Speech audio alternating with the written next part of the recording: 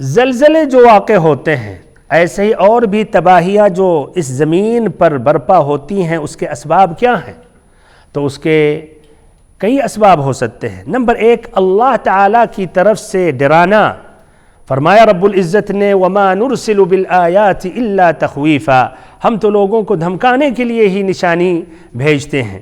اور یہ بھی سبب ہو سکتا ہے کہ بندوں نے جو گناہوں کا ارتکاب کیا ہے اور اللہ تعالیٰ کی نافرمانی کی ہے، فرمایا رب العزت نے ظَهَرَ الْفَسَادُ فِي الْبَرِّ وَالْبَحْرِ بِمَا كَسَبَتْ أَيْدِي النَّاسِ لِيُذِيقَهُمْ بَعْضَ الَّذِي عَمِلُوا لَعَلَّهُمْ يَرْجِعُونَ۔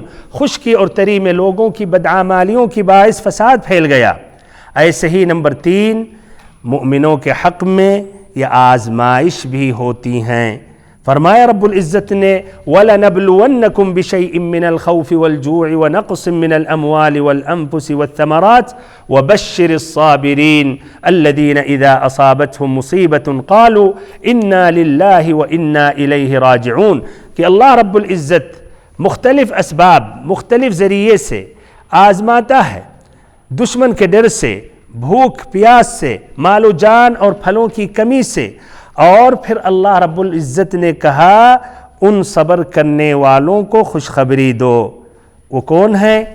جو ایسے مصائب میں بھی کہتے ہیں اِنَّا لِلَّهِ وَإِنَّا إِلَيْهِ رَاجِعُونَ۔